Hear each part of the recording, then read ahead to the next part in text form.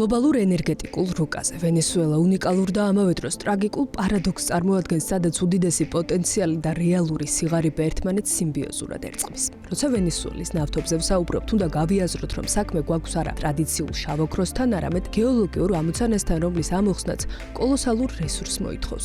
ეკონომიკური თვალსაზრისით ვენესუელის წიაღისეული კლასიკური მაგალითია იმის, როგორ შეიძლება აქტივი გარკვეულ პირობებში ვალდებულებად იქცეს, რადგან ამ მარაგების უდიდესი ნაწილი ექსტრა მძიმე ნავთობისგან შედგება და ის ფუნდამენტურად განსხვავდება იმ სუბუქინეთლეულისგან, რომელსაც გლობალური ბაზარის სტანდარტად განიხილავს. ამ ეკონომიკური განტოლების მთავარი უცნობი ნეთლეულის ფიზიკურ თვისებებში იმალება. საქმე ისაა, რომ ორინოკოს აუზში მოპოვებული ეს ნივთიერება თავისი კონსისტენციით უფრო ფისსან კუპრს წააგავს, ვიდრე იმ ჩვეულებრივ თხევად საწვავს, რომლის ამოტუმბად საუდის არაბეთში ან ტექსასში ხდება, რაც მის მოპოვებასა და დამუშავებას ტექნოლოგიურად უკიდურესად რთულ და ეკონომიკურად ძვირადღირებულ პროცესად აქცევს.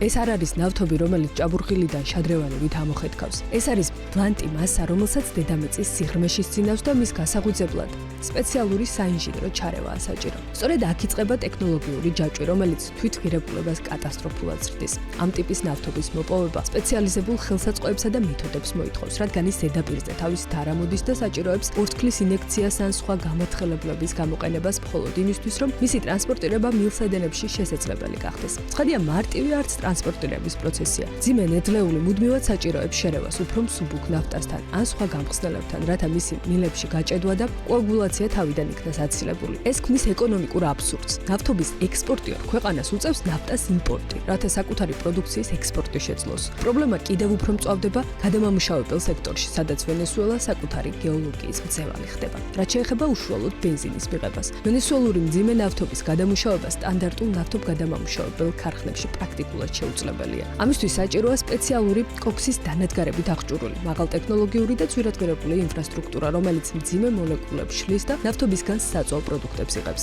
შესაბამისად, ამ ნედლეულისგან ხარისხიანი ბენზინის მიღება გაცილებით მეტ დროს, ენერგიასა და ფინანსურ რესურსს მოითხოვს, ვიდრე მსუბუქი ნავთობის შემთხვევაში, რაც საბოლოო პროდუქტის მარჟას მნიშვნელოვნად ამცირებს. სწორედ ეს ტექნიკური ბარიერები და გადამუშავების სირთულე განაპირობებს იმ პარადოქსს, რომ ქვეყანა, რომელიც მსოფლიოში ნავთობის უდიდეს მარაგებს ფლობს, ხშირად შიდა ბაზარზე საწვავის მწვავე დეფიციტს განიცდის და ირონიულად ბენზინის იმპორტზე ხდება დამოკიდებული.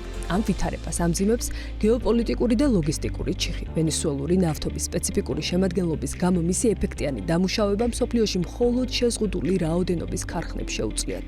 რომ შევაჯამოთ, ვენესუელის ენერგეტიკული მომავალი არა მარაგების რაოდენობაზე, არამედ კაპიტალის ხელმისაწვდომობაზე გადის. საერთო ჯამში, ბუნებრივი უნიკალურობიდან გამომდინარე ვიღებთ ასეთ ეკონომიკურ მოცემულობას. ვენესუელური ნავთობის მოპოვებასა და დამუშავებას მხოლოდ მაშინ აქვს აზრი, თუ კი მისთვის შესაბამისი გრძელვადიანი ინფრასტრუქტურა მოეწყობა. საუბარია ფუნდამენტურ გადაიარაღებაზე, რაც ექსპერტების შეფასებით დაახლოებით 100-დან 150 მილიარდ დოლარამდე პირდაპირ ინვესტიციას მოითხოვს. მხოლოდ ამ ოდენობის კაპიტალ დაბანდების შემდეგ მასშტაბის ეკონომიის წყალობით შეიძლება ვენესუელური ნავთობი კომერციულად რენტაბელური გახდეს. მანამდე კი ვენესუელის მიწისქვეშა სიმდიდრე დარჩება იმ გაყინულ აქტივად, რომელიც ბალანსზე მაცდურად გამოიყურება, თუმცა რეალურ ეკონომიკურ სარგებელს ვერ იძლევა.